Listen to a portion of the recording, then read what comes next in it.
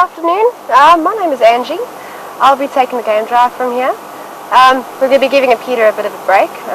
Looks a bit tired. So hope you're going to enjoy. We're going to be live on Juma with Wild Earth. So let's go see what we can find.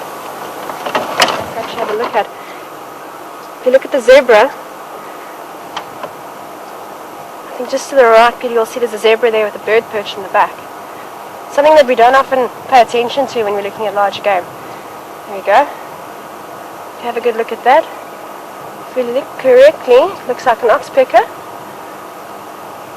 There we go, red-billed oxpecker. This little guy's actually quite impressive, to be honest with you. If you look at what they do and the purpose they serve, this little guy, your little oxpecker, he feeds on what we call ectoparasites, or layman's terms, ticks and fleas. So it does a bit of a good job there, cleaning up our animals, our game. And if you look at how they move over that animal, they actually move, they're quite dexterous, quite mobile. They'll move all the way up and down an animal, up the neck, up the ears. They're constantly cleaning up, looking for ticks and fleas and such things. It's a sad story though. I come from the Waterberg. There's been a lot of farming in areas from there, in that area before. And you'll find that due to a lot of farming, cattle farming, that obviously dipped their cattle, a lot of these oxpeckers died off in the area. And there have been projects ongoing, it's actually the Oxpecker project, trying to get these birds to increase in the area. And we take these birds for granted. They do serve a purpose. And this one, like I said, is your red-billed.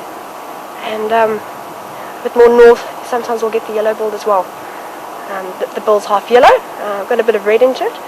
And the beak is apparently a little bit stronger, but nevertheless, more or less the same structure, same shape. And interesting as well, they noticed that the closest relative is a starling. But that's still ongoing. With taxonomy these days, they're constantly changing which family these animals belong to.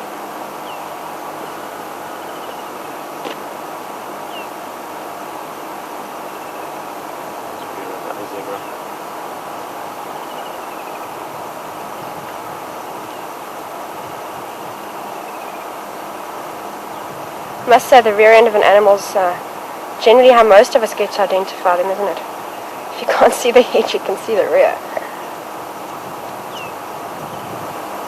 It's a question we always get asked as guides, and it seems like a trivial question, and it's brought up a lot of giggles, but it's always an answer. But your zebra, we get asked the question, are they black with white stripes or white with black stripes? And there's debates, giggles and jokes that go on. Latest theories, and there's so many theories in the bush, it appears to be that if you had to shave the hair off of that animal, you'd find that his base skin is actually white.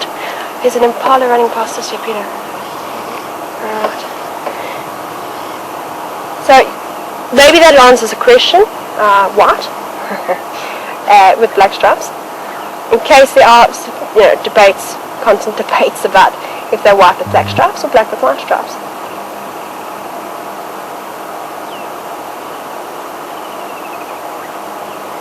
Now here's a question to make someone think.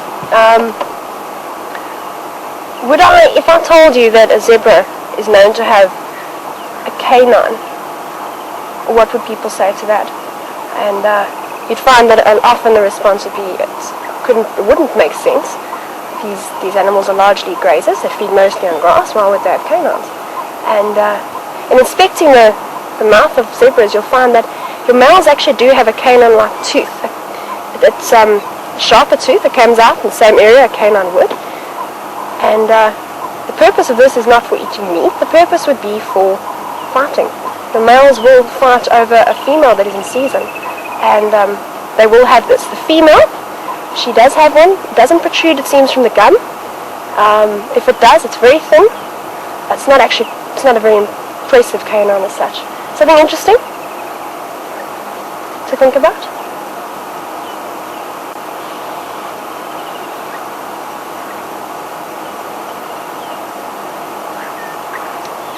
I think the one had a scar looks like it.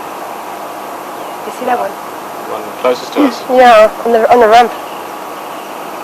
Looked like there was a scar. When we talk of a scar, I think it'll be on the other side of the zebra now. But sometimes you'll see that the pattern's disrupted. There we go. If you look at the stomach on that one, that actually looks like a pattern. A scar in between that funny sort of H shape. No, you're right. Looks like there could be a scar there. Sometimes scars will break the pattern, and you'll find a different pattern which we wouldn't quite associate with a zebra normally. That could be an interesting pattern, or it could have been from the scar. Farmer's running.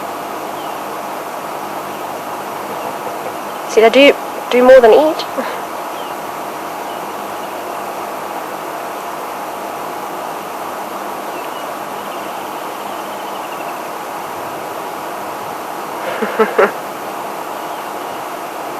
That's a young one. You can see the small little horn sticking out there from the top of the skull. So that's a very young ram. And like most young creatures, and humans alike, they're very playful. And he seems to just be having some fun this afternoon. It's a very good light.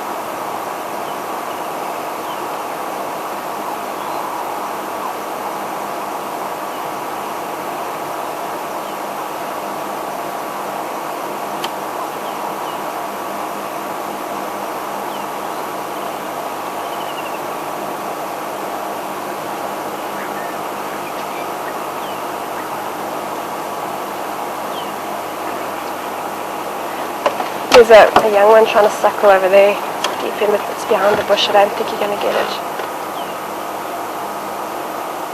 You want to move a little bit? Go down here? Yeah, if you want to. Yeah, let's go have a look. Looks like that's... Oh yes, of course. Maybe we can get it. Looks like it's trying to suckle, but the mom's not quite interested. I was actually looking in a book, and it's small things in the bush. I think, Peter, you can relate to this. Small things in the bush we'll take for granted. We don't pay attention to little things, and sometimes you'll see with the impala they have markings from where they've actually groomed. You'll get an impala you'll get an impala that would groom another. You'll see that in a lot of species of animals, just removing ticks and such things, and it's actually quite beautiful. You'll see patterns on the impala's hair or fur. You'll see where the teeth have actually moved. Leaves grid-like patterns. It's actually beautiful to see.